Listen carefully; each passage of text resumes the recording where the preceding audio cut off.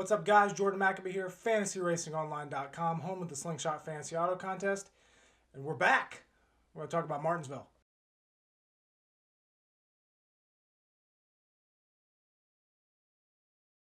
Back after Easter. I hope you all had a great Easter holiday. I got my taxes done, so that was fun. And we have a lot of racing coming up. So we got that off week early. 7 races down already. And we have 4 months of races every week. Look at this. Martinsville, Richmond. So we got 2 flat tracks coming up back to back. Martinsville on Saturday night scheduled. Then we got Talladega all the way down. Technically, the All-Star race doesn't really count for most, like season-long games like the Slingshot contest. But racing every single week all the way until the 2 weeks off in July and early August for the Olympics. So tons of racing coming up. Time to get ready and buckle in and let's go. So Martinsville flat track, half mile. And if you remember back to Phoenix, which was the last flat track we raced at, I said, we know who is good at these flat tracks. It's never a surprise who's good at these flat tracks. It's very easy to, I find that flat tracks are super easy to predict. Martin Truex Jr., Penske cars, Chase Elliott, Denny Hamlin, always good. Unless they have mechanical issues, they are always good. So this chart right here, we're looking at the last 2 years of Martinsville data. 4 races total. Martin Truex Jr., best average running position of 5.2. We got Logano up there, 5.9. Ryan Blaney, 6.0. What's interesting is average green flag speed really doesn't vary too much. But you can see here, driver rating, definitely these 5 are the best. Chase Elliott's up there. Chase Elliott won the fall race last year to get into the final, so definitely has to be counted. Average finish-wise over the last 2 years, Keselowski, 2.8, Blaney, 3.3, Truex, Kurt Busch. Kurt Busch always solid, but the real dominators, the real people that can win here at Martinsville and on flat tracks, Brad Keselowski, Ryan Blaney, Joey Logano, Martin Truex Jr. And looking back at Phoenix, you'll remember who dominated that race? Joey Logano. Who won it? Martin Truex Jr. It's the same guys up front all the time. There's not a lot of variance at this type of racetrack. We just haven't seen it over the years, and there's nothing to believe that there's going to be this weekend or at Richmond next week. Ryan Blaney's not very good at Richmond, but we know who's going to be good. We typically know who's always going to be good. So let's look at flat tracks. Bring this one back up. Flat tracks in 2020. Again, let's sort this by average running position. Logano, Elliott, Keselowski, Truex, Kurt Busch. We know who's good on these tracks. Average finish, Logano, Keselowski, Larson he only had 1 race. Chase Elliott, all average and average finish inside the top 5 on flat tracks last year. We know who's going to be good. That's all I can say. Let's take a look at. That's not what I wanted. Here we go. Green flag speed from Phoenix earlier this year. Again, remember Logano dominated most of it. Truex dominated the last third of it, I guess, and that was it. But green flag speed, Denny Hamlin, of course, also good in flat tracks. I wouldn't put him up there with, Keselowski, Logano, Truex, Blaney, but still very good.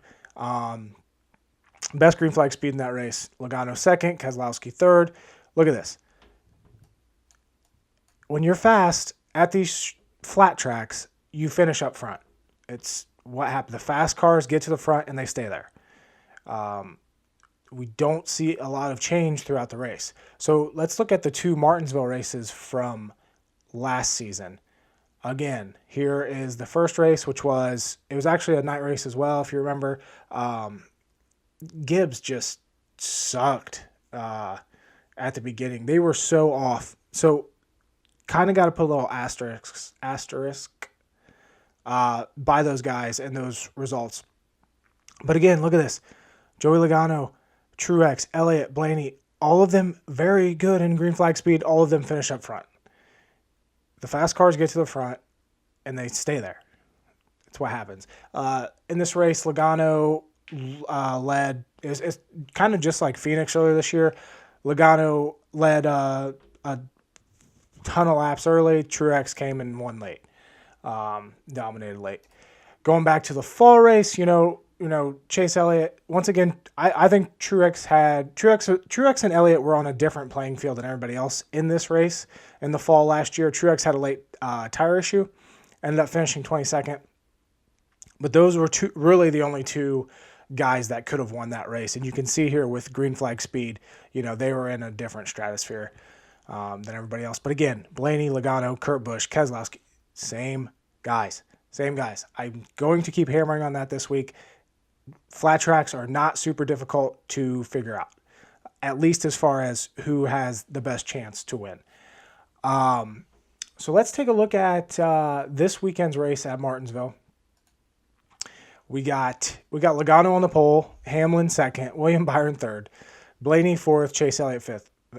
Four of the top five starters typically always finish top five, or are at least challenging for it. Got Truex starting seventh, solid place differential potential there. Brad Keselowski starting 10th. Kyle Busch starting 12th. He was really good at flat tracks in 2019. Fell off kind of last year, just like in general fell off. Kind of I would say a pivot option this week when we get to making lineups for Slingshot. We got Kyle Larson, who has the fastest car this year, starting 19th. One thing to note with Larson, his record here at Martinsville isn't great. If he brings the same, fastest car on the track this week, that could definitely change. He's had good runs here before, but it's just something to kind of remember. Maybe this isn't the week to take Larson, even though he does have huge upside potential here for the Slingshot contest. Bowman starting 20th. Could easily, challenge for a top 10, maybe even top 5. Kurt Busch, top 10 threat, starting 21st. Matt DiBenedetto, top 10 threat, starting 22nd. Same with Christopher Bell, starting 23rd. Tons of great mid-pack place differential plays this week. Starting even further back, going to the last part of the field. Only 37 cars in the race this week. Timmy Hill's not racing. But the only real big name back here is Eric Almirola, starting 31st. If we go back to the Phoenix race, pretty much the same thing. He started 32nd that race, finished 11th. I'm expecting a very similar result out of Almirola. So should be, a solid place differential play in Fantasy NASCAR this week. Let's go ahead and look at my algorithm predicted finishing order for this race. And you'll see here, there's a drop-off. Got the normal guys up front. As I said, we know who's going to finish, who should finish up front here. Look at this drop-off, though. So it's not too steep, And then as we get down here, just huge drop-off in the power index numbers. And that's just because these flat tracks just don't change a lot on who is very good at them. But so algorithm has Truex winning. Not a huge surprise there. Joey Logano, our pole sitter, projected to finish second. Keselowski third. Denny Hamlin fourth. All of those guys very close, especially Logano, Keselowski, and Hamlin, all super close in the power index number. You could interchange them however you'd like. Truex has a little bit of an advantage over him as the winner. And then there's a little bit of a gap to Ryan Blaney, projected to finish fifth. Chase Elliott 6th, Kyle Larson 7th, Kyle Busch 8th, Harvick 9th, and then William Byron 10th. Then we got Kurt Busch, Bowman, DiBenedetto. Algorithm has Eric Almirola projected to finish 14th for what that's worth. Let's go ahead and let's start building a lineup here. I was kind of messing around with it before. in my opinion, Truex, highest price driver this week in the slingshot contest, starts 7th. I don't think you can pass up that place differential. There's not a ton, but there's still, if he wins, that's 6 spots. That's 12 points. Stage points for sure. Laps led. I think I'd find it very difficult to put a lineup in this week without Martin Truex Jr. on it. You can make a case for pivoting to Chase Elliott. I'm sticking with Martin Truex Jr. And then I'm probably going, Kyle Larson is very, like I said, we don't really know what exactly to expect out of, where am I at? So let's pull up Larson's record here at Martinsville. Did I go by him?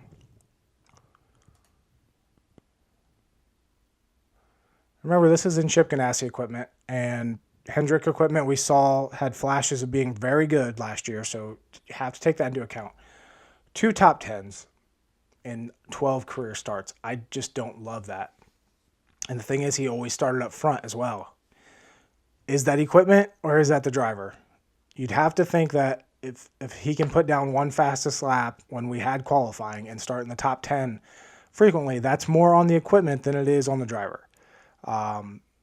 This 3rd place finish in 2016 definitely encouraging, as well as the last time Larson ran here, he was 9th. I don't hate Larson. I would like to go a more safer route, I think, with Keselowski over him and going a little bit, saving some cap.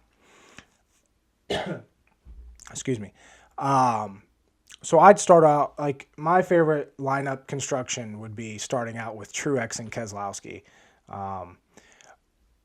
Now, where you go from there is kind of up to you. So obviously, I think Eric Almirola is going to be a really solid play this week. Starting 31st, if he can crack off a top 12 finish, that's going to give him a great score in this slingshot contest. But I don't hate saving some cap here and going with like a Christopher Bell.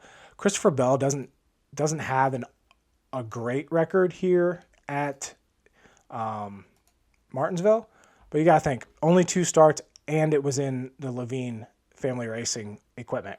He's now in a much better car. We saw him at Phoenix, solid race all day, started 4th, finished 9th.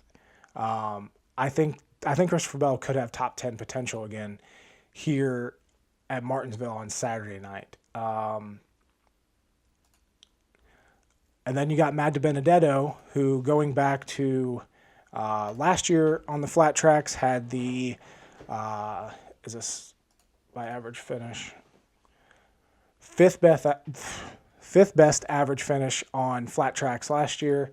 Going specifically to Martinsville over the last 2 years, an average finish of 13.3, which is 9th best, and then an average running position of 14.6. Again, he's got the Penske. He's kind of a Penske car. Gotta love Penske on flat tracks. So definitely an option this week. So let's grab Matt DiBenedetto. And that leaves us 17,000 remaining for the last 2 spots. Now, what's interesting this week with slingshot lineup construction, there's very few guys down in this range that are kind of like no-brainer picks. So Stenhouse starts too far up. He's probably going to lose points based on place differential. Same with McDowell. He starts 14th. Suarez, he could obviously surprise. He surprised the hell out of us at Bristol. I can't pick him starting 11th. There's no chance that I would never take that risk. Ryan Preece starts 17th. I do like Preece as a sleeper option. Don't love him in slingshot because he's not cheap enough to make that risk for the 17th place starting spot worth it. Anthony Alfredo and Corey LaJoie are pretty, safe. I get they're higher than the bottom dollar teams, I guess is the best way to put it. But they're still probably only going to finish around 28th to 30th. Like that's their cap. So I don't hate making a slingshot lineup this week, going with one of the super cheap options. My favorite personally is BJ McLeod. That car has consistently been, I'd say, the best of the back markers is the best way to put it. So we take a look at McLeod's averages here this year, or finishes this year. Obviously, he's not blowing anybody away with his numbers. But look at this. 34th at Homestead, 30th at Vegas, 30th at Phoenix, 34th at Atlanta. He's finishing the races, and if you throw McLeod in here, gives you enough cap to come up and grab Joey Logano, maybe Ryan Blaney. Logano could easily lead the most laps, could easily win the first two stages. It's going to get you points there. Yeah, he doesn't have any place differential potential, but he should be at least a top 5 car, if not a race-winning car on Saturday night. Ryan Blaney, he's been incredible here at Martinsville. Somehow doesn't have a win, but second best average finish over the last 2 years, third best average running position. Like, Blaney's solid. And he doesn't, you're not selecting the pole sitter. So you could jump down here and grab Ryan Blaney. That gives you $300 left over with this lineup. Allows you to jump over and grab Christopher Bell instead of DiBenedetto. You could still go to DiBenedetto here. If you wanted to for sure fit in Eric Almirola, you're gonna have to dip down. See, I don't like how this sets up. Obviously, with this lineup, I would rather. Byron starts too high for me. I would much rather have Ryan Blaney and Christopher Bell than I would Eric Almirola and Christopher Bell, because that's really only what you have left here. You can't get Kurt Busch at 10.6 since you only have 10.4 left, unless you jump down off of McLeod and grab Josh Bilicki, which he starts 3 spots higher. That's probably where Bilicki's going to finish, if not worse. So I think the safer option there is McLeod. I would, if I absolutely wanted Almirola and I was stuck on Truex and Keselowski as well, which obviously I am, I'd probably jump down and grab Bilicki and then grab Kurt Busch, who should have top 10 potential. Or what you could do here is, if you want to stay with McLeod, take off Truex, go to Elliott, starts 5th, should have top 5 potential. That gives you enough cap to then grab Kurt Busch. So you have Elliott, Keselowski, Kurt Busch, Almirola, and McLeod. Again, though, I really like Martin Truex Jr. I'd rather hit Christopher Bell. This is my favorite lineup, either this or Matt DiBenedetto,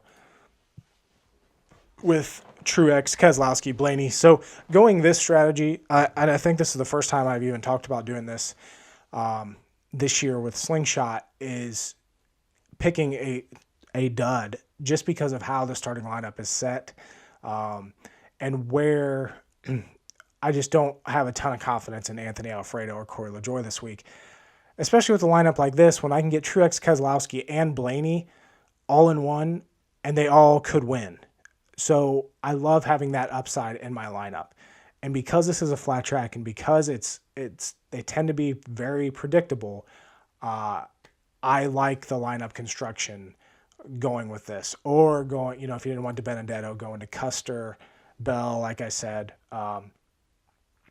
That's probably, this range isn't great either. Bubba Wallace has sleeper upside. If you wanted to go Truex, Keselowski, Blaney, throw on Bubba Wallace. It leaves you enough to get, again, though, you're stuck in this you're stuck in this area of McDowell or Suarez or Priest, just not good options this week because of how high they start. So instead of Bubba Wallace and Daniel Suarez and having a ton of risk, Bubba Wallace himself is risky right now just because it's hard for them to finish races. I would rather go up and grab Christopher Bell and then, BJ McLeod.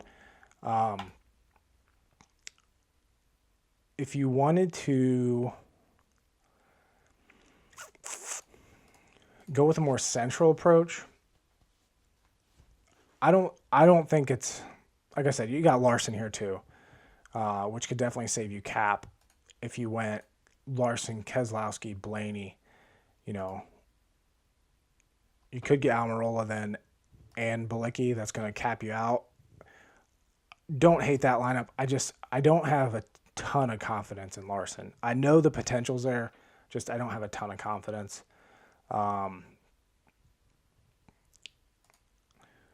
Could you do? See, I'm not loving any of this either. If you want like Keselowski, you know, these place differential plays mid-range. Keselowski, Bowman, Kurt Busch, Almirola, it leaves you 7,000 again and gets you in that range where there's no good options. Yeah, I think the play this week, I think the safer option this week is to go with the guys that we know are going to be good and kind of put all the eggs in that basket and go with a back marker car like BJ McLeod or someone down here. That's going to be my strategy. Obviously, there's going to be plenty of strategies this week in the fantasy NASCAR world, but it feels great to be back. Good luck. Saturday night race at Martinsville under the lights, hopefully. I know there's a little bit of rain in the forecast, but things can change. And good luck. See you next week with Richmond. See ya.